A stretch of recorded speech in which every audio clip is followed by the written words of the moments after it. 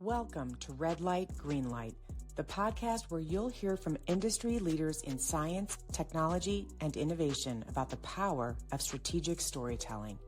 With decades of experience, our guests will share their own insights and real-world stories to help you avoid red light barriers and ignite green light solutions, from the Zoom room to the boardroom. In each episode, we'll corkscrew downward into the guests' personal experiences of challenge and success, highlighting strategies that turn complex ideas into clear, compelling storylines for stakeholders. Here is where expert minds share stories that shape the future. What's more, you'll walk away with tips to try immediately to drive the vision of innovation with your team.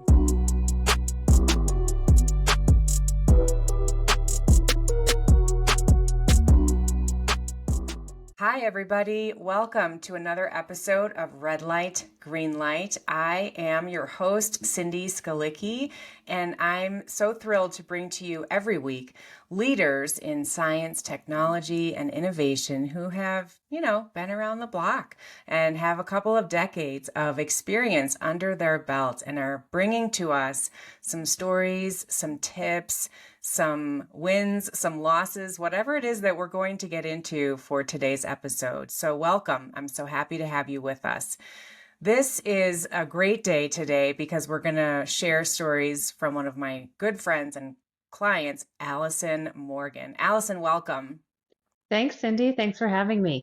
You are welcome. Alison is the Director of U.S. Digital Marketing for Dechra Pharmaceuticals, and Alison and I, we know each other from a long time ago, but took a huge break of no communication whatsoever for no real reason, and ended up doing some work together in the last few years here in Colorado. So Alison and I are both from the Hinsdale area outside of Chicago, went to the same high school about a year apart, and didn't know each other super well, but sort of in the same circles. And then we ended up with kids at the same school here in Colorado, and through a very bizarre and fortuitous pathway, ended up doing a lot of work together, one-to-one, and then with the teams that Allie works with. So Allie, thanks for coming. Tell us and tell our listeners a bit about you, your passion, your path to where you are today. Sure. So I have been in the animal health industry for about a little less than 10 years now, but it's come full circle. I started out in animal health. In fact, I went to university wanting to become a veterinarian. So working in animal health is sort of creates my why, my passion piece, as maybe you've talked about in other podcasts. I have. So doing this because of my love of animals, in particular horses and dogs, is really important to me and kind of brings me back and centers me on those tougher days that I know we all have sometimes in work of why am I doing this? Why am I pushing this boulder up a hill? Right. So it's great to be able to answer that question.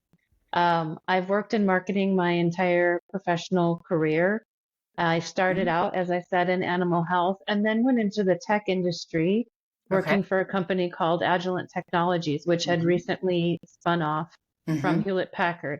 And that was a great training ground for a young professional because they have really specific business processes that were lined out, kind of legacy from Hewlett Packard, for marketers to be able to follow in developing a business case and specific milestones.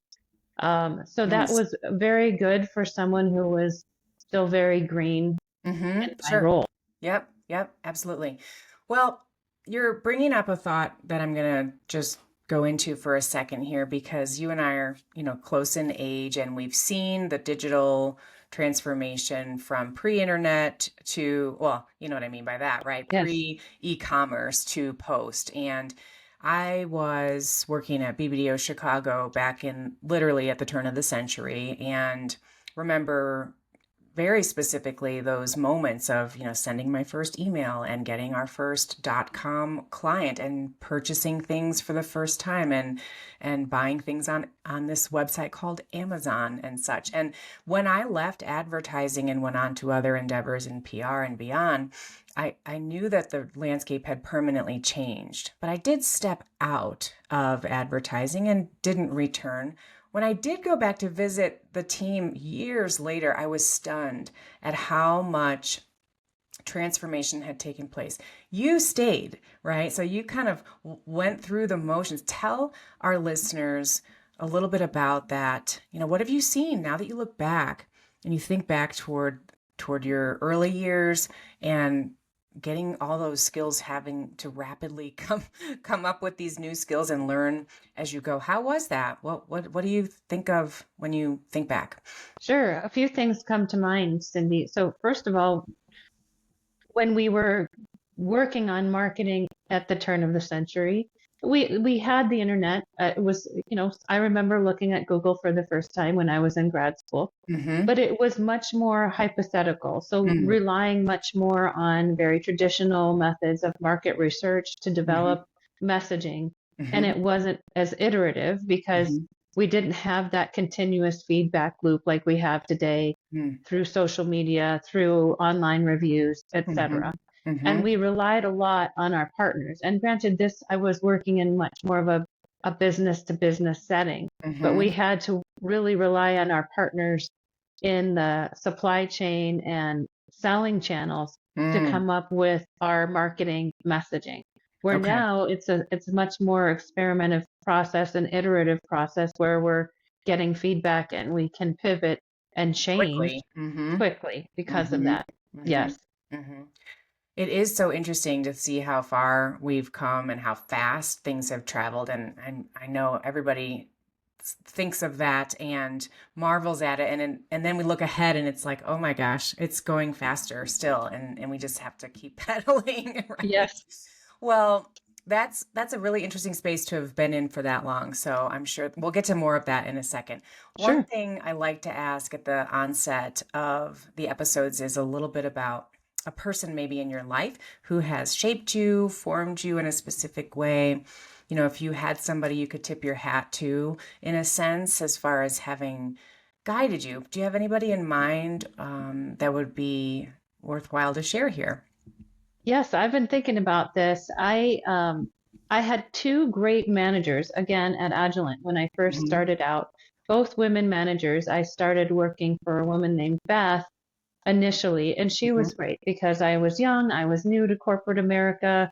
It was intimidating, it was a big company, and she was just very welcoming and just reassuring in a lot of ways and very accessible. Uh, Accessible. Love that. yes, and then shortly thereafter, Beth got a different role, and I reported to someone named Patty Monterio, and I think about her to this day. Unfortunately, Patty passed away several years ago, probably 20 years ago now, um, due to cancer. Mm-hmm. But she was so impactful in my career because she was a very solid leader in the business unit at Mm-hmm. Agilent, and she always made time for us. I felt Mm-hmm. as a junior person that maybe once I transitioned from Beth to Patty, I wasn't going to get the accessibility I had with Beth. Right. But that was not the case. In fact, Patty always came. What I was trying to think about what made it so special as for her to be my manager is she came to me oftentimes instead of going to. This was back in the days of cubicles, right? Yes. And Yes. many people still have that. Yep. Um, she would come to my cubicle for our one-on-one versus, Mm-hmm. me going to the boss's office or in this case, the larger cubicle, and Mm-hmm. really just sat down and gave me her undivided attention. And we went through some things that I was working on. And then we worked on brainstorming some things together and some Mm-hmm. approaches. And it was really just meaningful to me to have her attention Ah, and I think it really meant something for her coming to me. Now that doesn't yes. necessarily happen these days when we work in the remote Yes. atmosphere. Mm-hmm. But the end of the message was I care about you and I'm here and I'm focused on you. And I Mm. think that translates no matter if we're remote or in person. Yep, I love that. That's so great, Allie. And I know, what I'm hearing from you is the reason you remember these two individuals is because of how they made you feel Yes. about your value at the company and their support of you. And the word undivided before the word attention is so difficult to get these days because of our computers in our hands. And you didn't have that as much back then. And it was easier to do that undivided attention. And um, that's a great reason to remember a previous boss. And I know it's empowered you to be the same kind of leader as you've grown into those positions of leadership. Is that fair to say? Yes, that's something I aspire to, and working on ways to give my team members undivided attention, and Mm-hmm. also figuring out what's going to help them be successful, whether Mm-hmm. that's we do a book club together, Mm-hmm. whether we set some development goals that are within Decra's framework or outside Mm-hmm. of Decra's framework, Mm-hmm. just to make sure I know that they are hopefully getting what they need to progress in their Mm-hmm. careers, but also to feel good about where they are right now. Right, right. I love that. I have a question for you, Allie. I'm throwing you on this, putting you on the spot here. One of the tips that we share with leaders who are in office is called walking the circle. And it means that you do basically what your former manager did. You get out of your chair and you put your feet in motion and you walk the circle around your team's cubicles or the floor or the building or whatever it is. And you pop in and you become like a mobile water cooler. Right. And you don't talk about work unless they want to. And you just do a check in and you're visible, you're showing warmth and that undivided attention. How do you do that in a remote environment? Because I know at Decra, so many of you are remote outside of the Kansas City office. How do you do that? It's more challenging when you are in a remote setting. And what makes it more challenging is a lot of times we're in meetings back to back. So we don't even have the opportunity to have a second to do a mobile water cooler Mm-hmm. virtually. Mm-hmm. So that's why I think weekly one-on-ones are so important. You just have to be more intentional about scheduling it. Mm-hmm. And I never try to cancel one-on-ones unless I'm traveling, even if we may not have a whole lot to talk about, even if Yeah. I know what everyone's working on and there are really no issues. If we meet for 5 or 10 minutes, it's better than 0 minutes because Yes. something could just come up organically and then we can address it. We also use, as most people do, either using Slack or Mm-hmm. Teams or Yep. some sort of chat. And it's important to have that chat feature going Mm-hmm. on. It Mm-hmm. also honestly can be distracting in terms Sure. of the pinging, but at least check in on that once a day, I think is Right. a good thing to do. There's something so powerful, and you can get such a pulse when you're with someone on a virtual channel in a call or even in a huddle or voice to voice. When you can hear from someone that they're weighted down or feeling stressed, that comes through immediately through your voice or even on your face. If you get in a call and you only have 10 minutes, you can still get a pulse on your team in a way that you just can't with written words or no words if there's no meeting. So that's a great. Actually, absolutely. And we predominantly use video conferencing. So we are Yep. getting the voice Yep. and the face. And I Yeah. think that's very important. And I think it's just important to have an air of transparency and being intentional Hmm. about Hmm. transparent. I think that it's Yeah. many of my team members had said, I know that I feel comfortable about turning off my phone notifications at night because if something really went sideways, I know Allie would call me. And Hmm. so having That's that great. trust. Yes, that's great. And I really like what you said about how you really prioritize those one-on-ones as more important than your other calls during the week. And you probably try very hard to, yeah, it sounds like you just work really hard to not move those and then letting your team know that makes them feel really valued and important, like that time is, not going to change. So unless there's a big reason for it. So that's great. That's great. Yes. Well, Allie, let's talk a little about the lights system that Red Light, Green Light is about. This is a podcast a little bit about lights and persuasion, right? We're all, as leaders, working on getting buy-in from our stakeholder audiences. And I know in the digital realm, as a brand, you have a storyline you're trying to tell when it comes to your customer audiences or your partner audiences or the veterinarians and the clinics that you service. So there's certainly that type of buy-in from a sales perspective and the storytelling perspective. And then there's, of course, the work that you do as a leader internally and needing to convince your team to do something that is coming up soon, or to sell a strategy to someone in the organization where you feel that you should take the team digitally, in terms of your future 3 to 5 years. We, for listeners who are new, we use the light system to help you understand the power you have to guide your audiences from the red light of risk to the green light of go. And that means when we are sitting in an audience and we are observing a speaker on the stage, we observe that speaker at first as a red light of risk, right? We don't know the person. And even if we do, we're not sure what they're going to tell us or how much we're buying into their concept or idea or proposition.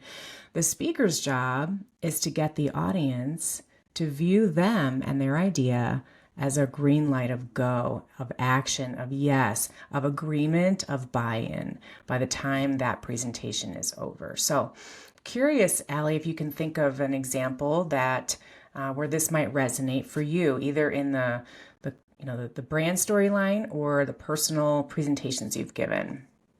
Two things come to mind, Cindy. I think one is it's so helpful to know your audience and their listening style, if possible. Mm-hmm. So working with consultants in this area, through your help, actually identified me as more of an analytical listener. So having a scientific background as I do, I'm listening for credibility, for facts, not with a lot of emotion.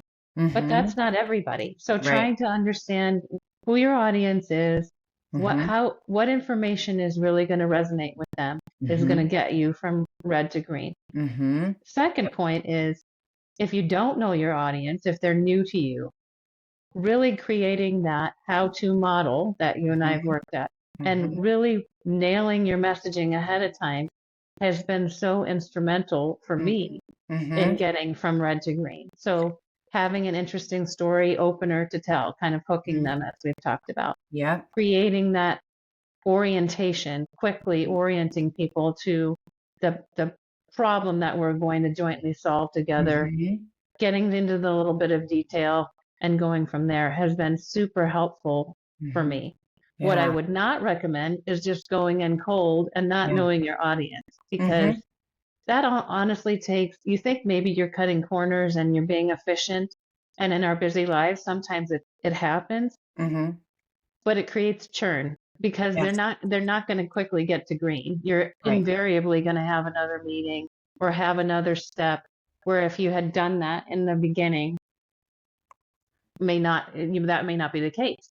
Right. Yeah. So you're basically leaving them at a yellow light, maybe, if you're lucky, a yellow light of caution, or maybe, but I'm not all the way there yet. Right. And so if you do the homework ahead of time, you can shave off meetings, you can shave off energy churn, which is a big cost for jumping in without a plan when it comes to messaging. So those are great observations. Allie, you're talking about, I think, the echo listening profile that you did with Coach Jana. Yeah, we do a listening.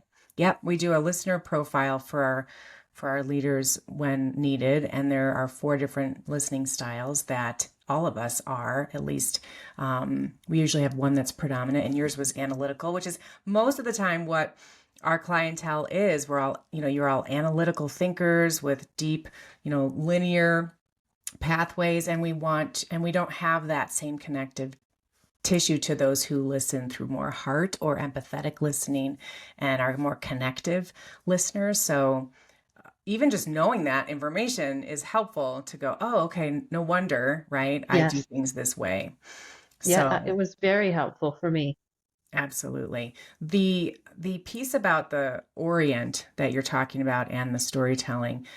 So for listeners, the how-to model is an acronym. That's your path to getting an audience from red to green, and it goes like this. It's hook me. This is kind of what your audience is asking you to do, right? They're asking you, Allie, hook me, get my attention, orient me. What's the problem here that we're trying to solve for? Like, what brought us to this meeting? W is win me over, show me what your proposition is that you hope I will agree to. T is where we get to go to town on the detail, right? It's T, tell me more data, prove it, help me get convinced that I want to buy into your idea. And then the final letter of the how to model is O for offer me, which means offer me something to do, an action to take. That's your ask. And so I think for you, Allie, you did such a beautiful job learning the model quickly and then bravely applying some of those stories to that early O. That first O is difficult for so many leaders to embrace and trust. So, can you tell a little bit about that from your perspective? Was it a little intimidating to go for a story about a stove? It was. So the background on this is I had a meeting with a new member of our senior leadership team this past fall, where this was actually my first meeting ever with her, and I needed to talk to her about a new channel of business we were developing. So, and it had been somewhat on the back burner, as they say. So I used a photo of a new range we had put in our remodeled kitchen and talked about quickly talked showed a picture of it, talked about why it was cool and what made it cool, and then went from that and said, well, you might say that this business has actually been on the back burner. So Mhm, it was a quick way to hook my audience, mhm. because that was like, I'm sure she was wondering why the heck is Allie showing me a picture of her new range. And then quickly put into context what was going on. What was the Right. problem that we needed to solve with this Mhm. channel of business? Right. Which was if we leave the pot, which is the digital marketing strategy, if we leave it on the back burner at a low simmer, this is what it will result in. If we Right. can turn up the heat on it and maybe move it to the front bigger burner till it's boiling, then we really have more energy, more to do, and more action that's going to happen for the brand itself. And so we ultimately have a choice. We can keep things the way they are at a low simmer, but I would recommend, which is what I think you did, right? Moving this to the front burner, because otherwise, here are the risks we are facing. And so we are doing a cursory job right now sharing this storyline, but it was very powerful. We chiseled it very carefully so that Yes. your word so that it doesn't come across cheesy or silly, right? That's a worry for a lot of leaders, but it requires that we slow down to speed up and slow down and think through how we can do that storyline in literally what, 60 seconds is how fast maybe you told that storyline? Yes. Yeah. Yeah. And I think it's so important to craft those messages because those are memorable. This was Mhm. actually the cliche, you don't get a second chance to make a first impression. This was my first impression. And So, what or happened? my chance. It was Mhm. great. It was very well received. And it's opened doors to keep going with that Yeah. work and Right. turn up the heat, so to Right. speak, with that Right. work, which Yeah. we've identified as very critical for Yeah. our digital marketing business. Yeah, absolutely. Well, that's fantastic. Talk to us a little bit, Allie, about, the larger storyline that you're developing at Decra with what's on the docket next and what's kind of the green light you're hoping that your customer audiences are going to start seeing in Decra. Where are you in the lights system now as a brand story?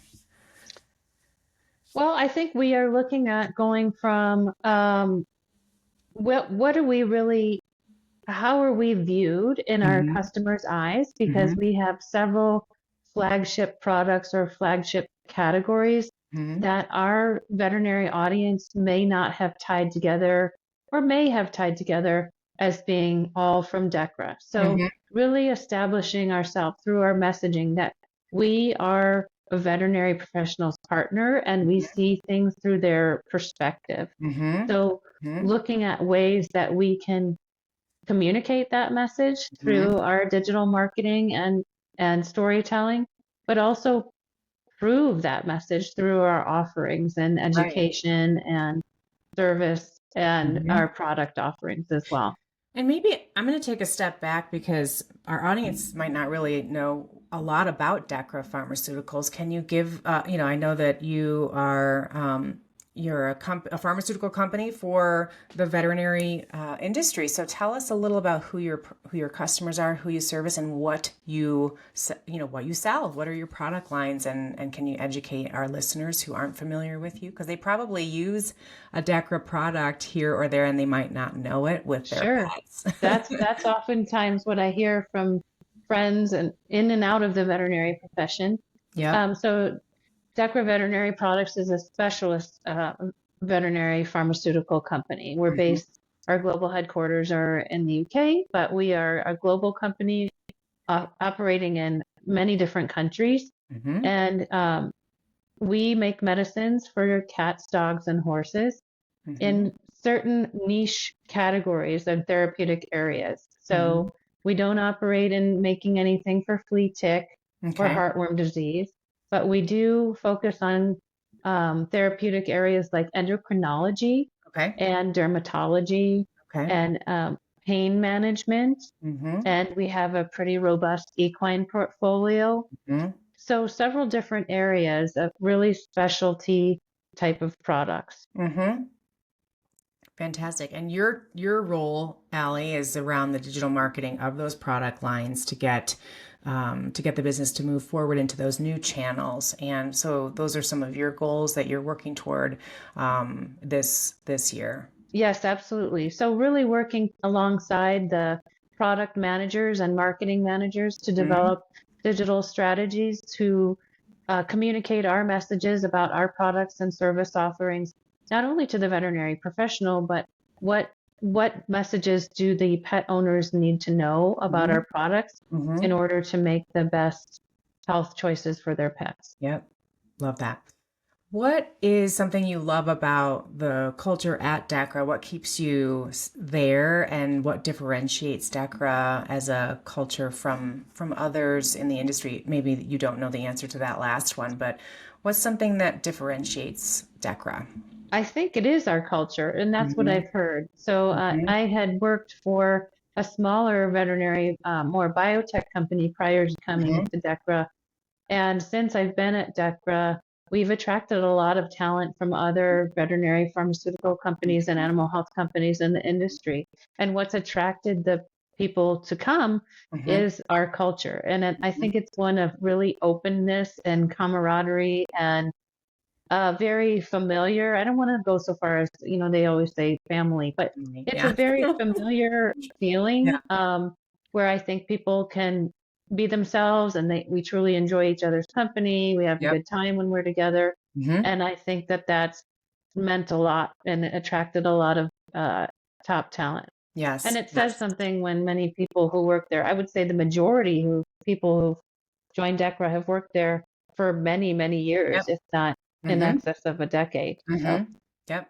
And I can agree with you because I've spent so much time with, hundreds of the DECRA staff over the course of the last few years. It is a family feel, and you can tell when a company is not. And it's a joy to be around people who love their work as much as everyone at DECRA does, and who's yes. just compassionate and passionate. And I remember when we did those passion pieces for a whole team of people, it was dripping off the pages how much they loved what they do, why they do it, and what keeps their engines going, what keeps their pot boiling, if we're going to Yes. mix metaphors a little bit. Well, thanks, Allie, for coming on the show today. Do you have a book that you'd like to recommend, or a podcast you're listening to? Of course, that isn't ours, but anything coming to mind that you'd like to recommend to a leader who's listening, who might want to just kind of refresh or rejuvenate their leadership or their storytelling. Absolutely. So my team and I do our own little book club, and we just finished a book called Essentialism, Oh which I yeah, think is a love. great foundational book. Yes. Let me see. The author, Greg well, McCowan, there right? you go, Yep. Cindy. Yep. Yes. And we're revisiting, well, some of us are revisiting because we've read it or heard it, Atomic Habits. Oh yeah, love So that. So both of good. those are very familiar books. I think probably a lot of Mhm. your listeners have already read them. But Yep. if you've read them, they're worth rereading Yeah. because it's always a good refresh when we're Yes. in a busy, fast-paced environment to make Yes. sure we're focusing on the right things. And Yes. in this case, on the right messages. Yes. Yes. Those are two amazing books that are both on my bookshelf back here as well. And it's a good tip to revisit them because at different times in our lives or development or professional development, we're learning new things and facing new challenges and new mountains. And it's a good refresher to go back to some basics. That's what I'm always reminded of is how simple it can be to refresh by just going back to some basic tenets or principles that we've learned before. So love Yes, that. for sure. Any advice, one last tidbit, anything you'd like to share in terms of people who might be fearful of telling a story or don't have, if they're analytical listeners and they're not keen on rehearsing or any of the skills maybe that the communications our communications assistance has helped you with. Anything you'd say to somebody? It goes back to the basics, but it is true. Practice makes perfect, and Mm, perfect practice makes perfect. So mm, I really do think practicing your message and your presentation can't be emphasized enough. I mm-hmm. know it's hard to make the time to do that, but especially when you know that it is a critical message that you need to get across, you have to practice that and know what you're presenting inside and out. And there's a feeling that's associated with doing that, right? When you're finished, Yes, you feel differently. yes, Yeah. absolutely. Yes, so great. Well, Allie, thanks for coming on. You've been such a shining star of progress for me to observe and to see you grow into the new skills you've acquired and to watch your team grow and the business as well. So it's been wonderful to be in your orbit for the last couple of years. So thank you for joining us here on Red Light, Green Light, sharing some of your wisdom, and we're grateful to have had you here. Thank you. Thank you, Cindy. Thanks for having me. Yes, absolutely. Thanks everyone for listening, for watching. It's a wonderful chance to gather some skills from leaders when you come to listen to Red Light, Green Light. So next week, we'll be bringing you another amazing guest. Our episodes drop on Fridays at 9 a.m. Eastern. So listen, learn, share, apply, and get out there and nail it. Have a great day, everybody. Bye-bye.